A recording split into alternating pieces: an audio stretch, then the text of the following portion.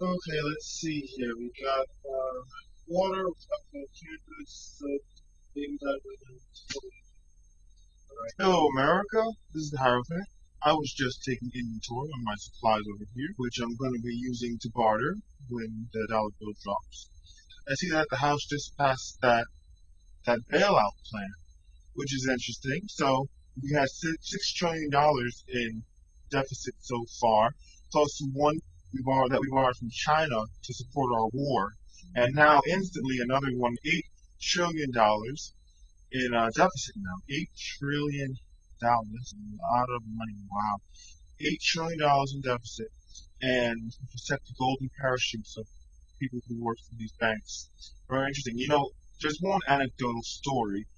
There's a guy I heard about at Goldman Sachs who worked there for 2 weeks, 2 weeks this many, and he's getting $15 million in severance pay because he was laid off, lost his job.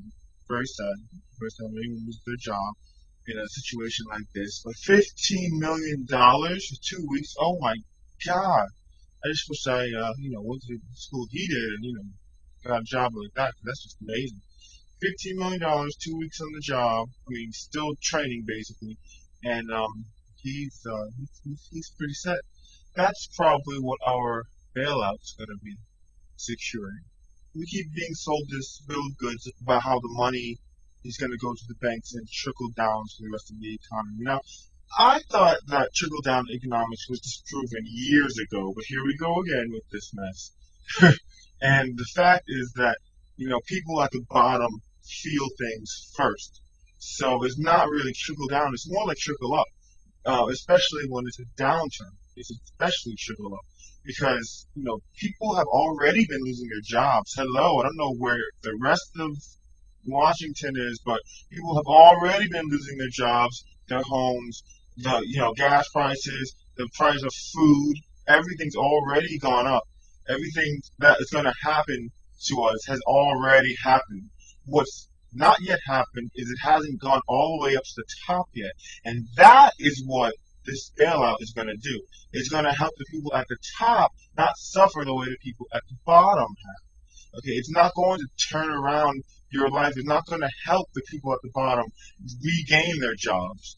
Okay, it's not going to help people at the bottom buy more groceries for their family. It's going to buffer the people at the top from feeling the effects of what the people at the lower levels have already felt. That's what this is going to do. It's not going to improve your lifestyle or save your home. Your business is still going to go bankrupt. You're not going to get bailed out. It's not necessarily a bad business, but say you paid too much for it or it just didn't work out the way you planned it. You're going to lose it. And that's what the government wants. That's what should happen. If the business doesn't prove itself necessary, it should go away, unless you're a bank. Now, the businesses that were going to go bankrupt before are still going to go bankrupt. The businesses that were going to, not be able to borrow more working capital because the bank doesn't think they're going to make money out of it. They're still not going to make money, out of it, and they're still not going to get that loan. This bailout's not going to affect people getting more loans. They're not going to say, "Oh, we have so many bad debts now. I know, but this bailout's going to allow us to do more." Yeah, no, they're not going to do that. The party is still over. Oh, bailouts here. Party time. Some people at the top will continue partying. That's true. Let the good times roll at the top, but the good times have stopped rolling at the bottom. We can party for 2 more weeks until we burn through this $1 trillion, and then where will we be? The government still has that debt. You know, oh, I know what's going to happen. They have golden parachutes, so they're going to be fine. As a result of this, the government, I believe that the government does not have the answer. They took on this debt. Now what? How are they going to pay it off? Let's see, they're going to charge you more taxes. They're going to take away programs. You're still going to lose your jobs, but now you're going to lose your education too, and you're going to lose more college money. Now, your kids, those of you who don't have super geniuses that get scholarships to pay for everything, struggle harder now to get your college loan. Some of you won't get it, so you're going to have less people in college now. It's a shame. But there's only so many jobs anyway. I mean, robots and computers are doing everything, so they have to find a way to let people down and say we don't need you anymore. You're gonna have to go get some kind of menial job, even though you're very smart. But we just don't have enough room, and you aren't aggressive enough in school. So sorry, it's tough. This is a good place to start. Not letting people get into college. That way, employees don't have to filter through millions and millions of college resumes. Now just thousands of thousands. It makes it much easier to hire people. So anyway, so what do you and I do? Regular people.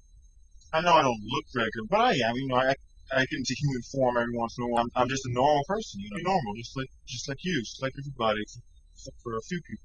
So anyway, what do we do? I'll tell you what to do. Stock up on non-perishables, anything that will last that you can trade.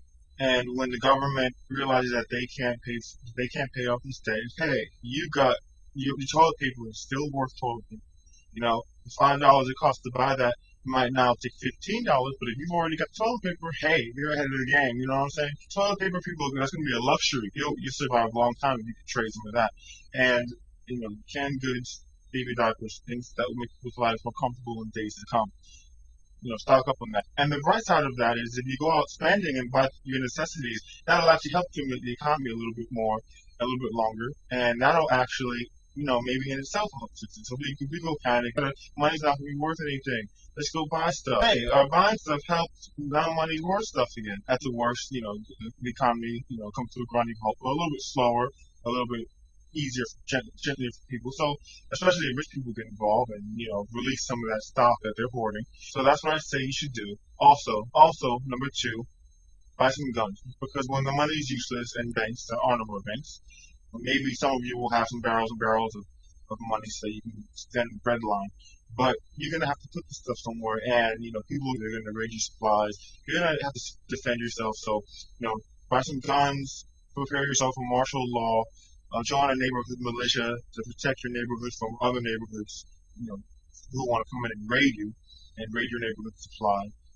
Get into little organized groups, form cooperatives, do whatever you can. You can still have businesses. You just have to barter. You won't be able to use money, but the economy will go on. You just won't have money. But go ahead and barter. Form cooperatives. I don't see any reason why small businesses can't benefit from cheap children in China, the way large businesses have. Just form cooperatives and spread the merchandise between a bunch of small businesses. We need to start doing things like that. That's my advice. I'll see you at the militia party. Hierophant out. Thanks.